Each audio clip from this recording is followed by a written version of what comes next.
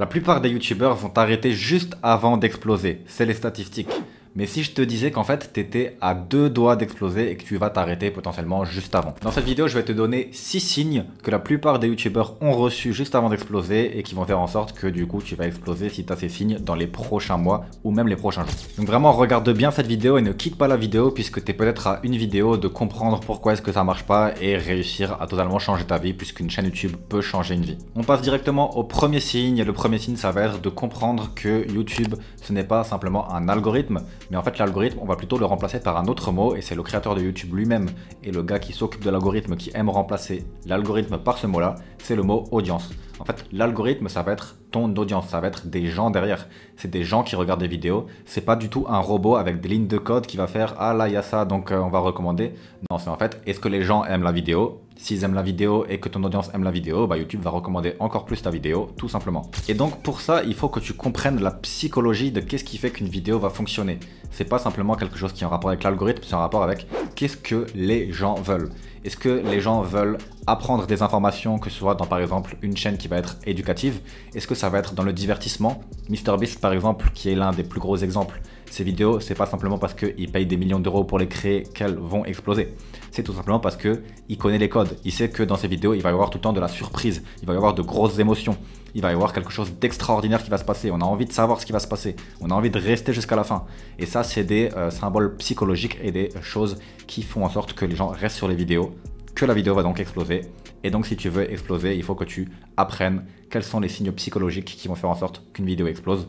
Qu'est-ce qui fait en sorte que ton audience ait envie de voir ta vidéo? Et ensuite, tout simplement, donner à ton audience ce qu'elle veut. Ne pas donner à ton audience ce que toi tu veux faire, mais donner à ton audience ce qu'elle veut voir. Le signe numéro 2, c'est que la rétention de tes vidéos et le nombre de temps que les gens vont regarder tes vidéos augmente un petit peu et augmente petit à petit. Donc il faut savoir que le point le plus important pour YouTube, c'est combien de temps les gens regardent votre vidéo. Si la moyenne de vos vidéos dure 10 minutes et que la plupart du temps les gens regardent 4 minutes de vidéo, donc en gros 40% de la vidéo, ça va faire en sorte qu'on a 40% de rétention et que par exemple maintenant vous arrivez à 45%, 50% et que vous rajoutez 1 minute de rétention de plus, YouTube va le remarquer et va se dire ok les gens aiment cette personne, ils aiment le contenu de cette personne et donc on va la mettre un peu plus en avant, etc. etc. Et à chaque fois que vous allez réussir à améliorer petit à petit la rétention et le temps où les gens vont regarder vos vidéos, YouTube va voir ça comme un signe positif et vous allez avoir de plus en plus de vues et il suffit simplement de regarder dans le YouTube Studio en fait. Si par exemple vous avez 50-60% de rétention sur une vidéo, la vidéo a fait plus de vues qu'une autre vidéo où il y a 30 à 40% de rétention. Et si vous avez des vidéos à 20%, vous allez voir qu'il n'y a pas du tout de vues. Maintenant, si vous arrivez à avoir l'exploit d'avoir 70% de rétention même, vous allez voir que là, vous allez faire beaucoup de vues. Donc pour augmenter le temps de rétention de sa vidéo, il y a plein d'autres tips que je vous invite à regarder sur ma chaîne. C'est pas le sujet de cette vidéo, mais voilà, essayez vraiment de focus sur comment est-ce que je pourrais faire pour que les gens regardent mes vidéos plus longtemps et soient intéressés à regarder jusqu'à la fin. Le troisième signe qui va faire en sorte que tu vas exploser, c'est si tu arrives à comprendre encore une fois la psychologie, mais cette fois-ci derrière le taux de clic. Donc le taux de clic, c'est pas un hasard, c'est pas quelque chose où vous devez faire une miniature vite fait. C'est quelque chose de réfléchi, c'est encore une fois de la psychologie humaine. Vous allez devoir analyser votre audience et faire en sorte de répondre à est-ce qu'ils ont envie de cliquer ou pas sur cette miniature. Donc par exemple, c'est pas un hasard si tu es sur cette vidéo, c'est juste que j'ai réussi à faire un bon titre qui t'a motivé et une bonne miniature. Tout ça, c'est parce que j'ai réfléchi à comment est-ce que je pourrais faire cliquer les gens sur cette vidéo. J'ai fait la miniature en fonction, avec le titre en fonction. Et ça, tu dois vraiment réussir à le comprendre. Donc le taux de clic ça varie beaucoup en fonction des niches. Il y a des niches où tu vas avoir un taux de clic de 3% qui va être bien et une niche où un taux de clic de 7% va être nul. Mais en moyenne, si tu as un taux de clic qui est au-dessus de 5%, je dirais que tu te rapproches d'avoir un bon taux de clic. Donc essaye d'avoir un taux de clic au-dessus de 5%. Et si tu veux en savoir plus, renseigne-toi du coup un peu sur la concurrence, quel est leur taux de clic à eux en fonction de ta niche. YouTube nous donne également accès au YouTube Studio et le YouTube Studio c'est vraiment un outil très puissant pour améliorer le taux de clic. Tu peux faire des tests. Par exemple moi je fais souvent des tests en fonction des fonds. Donc si par exemple il y a un fond qui est bleu, blanc ou vert, tiens, est-ce que le fond bleu clique plus que le fond blanc et clique plus que le fond vert? Il suffit de comparer tes miniatures et essayer de comparer différents concepts de vidéos avec différentes miniatures et de voir qu'est-ce qui a mieux marché. D'ailleurs, le taux de clic, c'est vraiment l'un des plus gros problèmes que je rencontre chez mes élèves. Vous savez vraiment pas faire de miniature, désolé, mais il faut réussir à faire quelque chose de professionnel. Demandez-vous, est-ce que cette miniature va faire cliquer? C'est vraiment l'une des compétences les plus importantes. Qu'est-ce qui fait en sorte de faire cliquer les gens sur une vidéo? Donc vraiment, petit à petit, vidéo par vidéo, vous pouvez faire des tout petites améliorations et ces petites améliorations vont s'enchaîner jusqu'à un moment où vous allez faire énormément de vues grâce à ça. Donc petit pourcentage par petit pourcentage, c'est comme ça qu'on explose sur YouTube. Il faut savoir aussi que YouTube, c'est quelque chose d'exponentiel. En fait, qu'est-ce que je veux dire par là? Je veux dire que toutes les vidéos qui sont sur la page d'accueil de YouTube, c'est en fait des vidéos qui ont de tout petits pourcentages de rétention, de taux de clic de plus que les anciennes. Mais c'est ces vidéos-là qui vont faire 80% des vues. 80% des vues viennent de 20% des vidéos. Donc ça veut dire que 80% des vidéos ne font pas du tout de vues, 20% des vidéos font énormément de vues. C'est la loi de Pareto.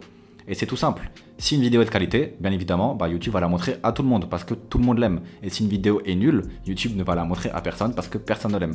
Donc en grattant ces tout petits pourcentages, vous allez dépasser les gens qui ne font pas l'effort d'aller les gratter. Et c'est comme ça que vous allez faire toutes les vues, puisque YouTube donne toutes les vues au petit nombre de vidéos qui tout simplement a les meilleurs résultats. Le signe numéro 4 que tu vas enfin exploser, c'est si tu commences à avoir des partages, des commentaires, des likes, et que tout simplement ton audience aime ton contenu et te le fait ressentir en mettant des commentaires et en interagissant avec toi. Encore une fois, c'est pas un algorithme, c'est une audience. Et donc c'est pas l'algorithme qui va pousser tes vidéos et ta chaîne et tout simplement te donner des abonnés, c'est ton audience qui va s'abonner, qui va liker, qui va partager ta vidéo. Et donc, pour ça, il faut simplement que tu arrives à engager ton audience. Si tu as plein de commentaires, ça veut dire que les gens ont aimé, qu'ils ont interagi avec ta vidéo. Moi, par exemple, si je commente une vidéo, c'est vraiment que j'ai apprécié la vidéo, sinon je ne commente jamais. Donc vraiment, essayez de faire en sorte de donner à votre audience ce qu'elle a envie de recevoir et vous allez avoir des commentaires vraiment positifs. Donnez-vous à fond dans vos vidéos, c'est important. Il faut que l'audience, elle ressente que vous faites quelque chose que vous aimez.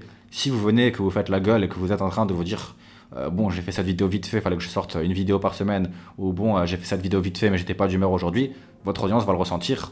Il faut simplement que vous aimiez également ce que vous fassiez.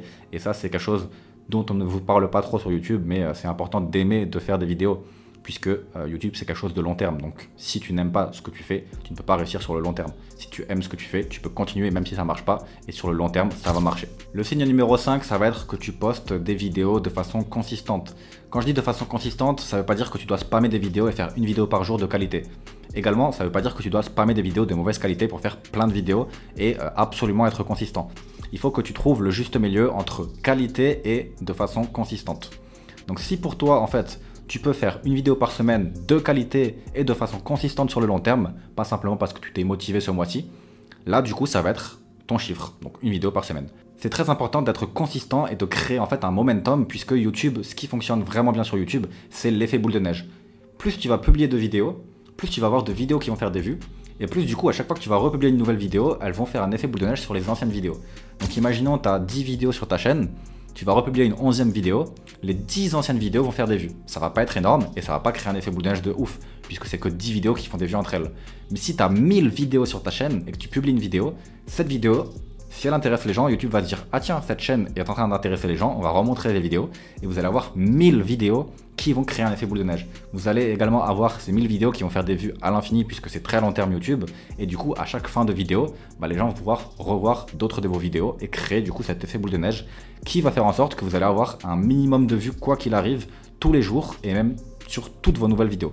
Donc c'est vraiment très important de créer cet effet boule de neige qui se crée du coup en étant consistant. Donc vraiment soyez consistant et faites les choses bien sur le long terme, pas simplement plein de vidéos d'un coup, ensuite plus la motivation, puis de nouveau plein de vidéos d'un coup. C'est pas comme ça que ça marche, vraiment soyez consistant. Et le dernier signe, on y arrive, le signe numéro 6, ça va être que tu sens qu'il faut abandonner, tu sens que ça marche pas, mais tu continues.